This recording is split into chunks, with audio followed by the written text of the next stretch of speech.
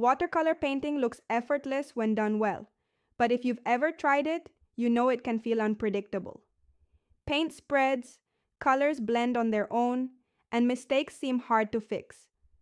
The good news is that once you understand how watercolor behaves, you can start using that flow to your advantage. Welcome to HowExpert Tip of the Day, where we bring you real-world tips from our how-to guides on all topics from A to Z.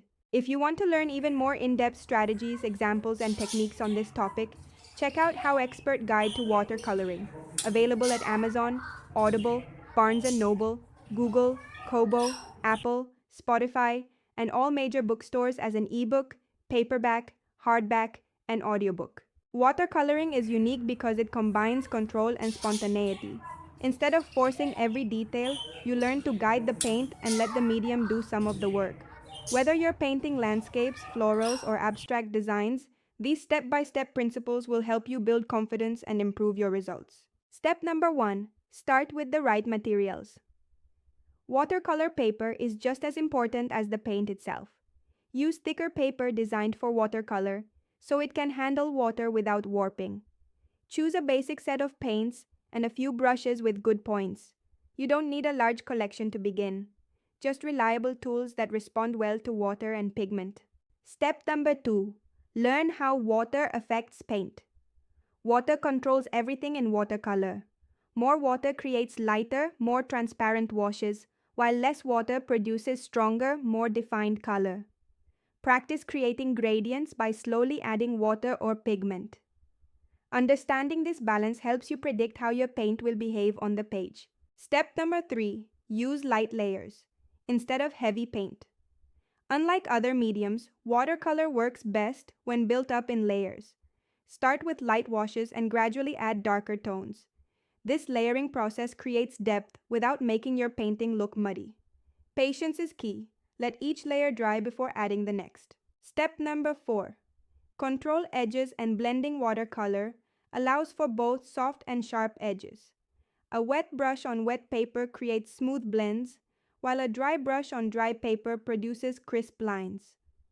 Practice both techniques so you can control where colors flow and where they stay defined. This gives your painting structure and contrast.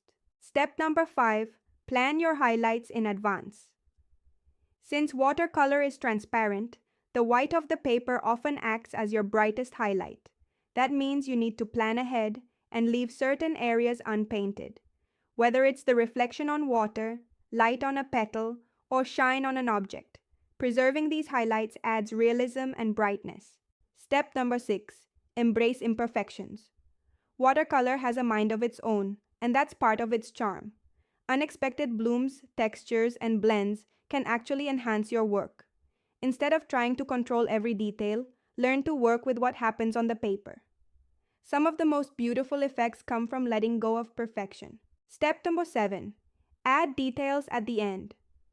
Once your base layers are dry, you can add details using a smaller brush or slightly thicker paint. This might include fine lines, texture, or darker accents. Adding details last keeps them clean and prevents them from blending into earlier layers. Step number 8. Practice simple subjects. First, start with easy subjects like leaves, flowers, or basic shapes. These allow you to focus on technique without feeling overwhelmed.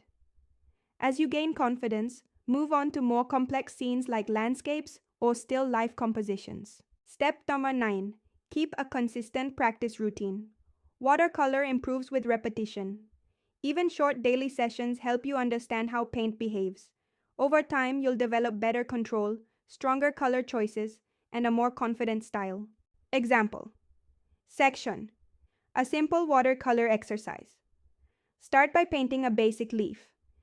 Use a light green wash for the base, then while it's still slightly wet, drop in a darker green to create natural blending.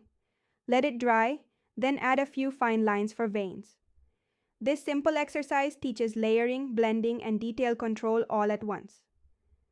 Another great exercise is creating color gradients. Paint a strip of color that transitions from dark to light by gradually adding water. This helps you master control over pigment strength and smooth blending. HowExpert tip: test before you paint. Before applying paint to your main artwork, Test your color and water ratio on a scrap piece of paper. This small step can prevent unwanted surprises and give you more control over your final result. When you understand how watercolor works and practice these techniques regularly, painting becomes less frustrating and more enjoyable. Instead of fighting the medium, you start working with it, and that's when your art begins to truly come alive. Your challenge? Today, paint one simple subject using only light layers and controlled water. Focus on leaving highlights, building color gradually, and letting the paint flow naturally. Don't aim for perfection, aim for progress. For even more tips, techniques, and practical examples on this topic, check out HowExpert Guide to Watercoloring, available at Amazon, Audible, Barnes & Noble, Google, Kobo, Apple, Spotify, and all major bookstores as an ebook, paperback, hardback, and audiobook. HowExpert publishes how-to guides on all topics from A to Z. Visit howexpert.com to learn more.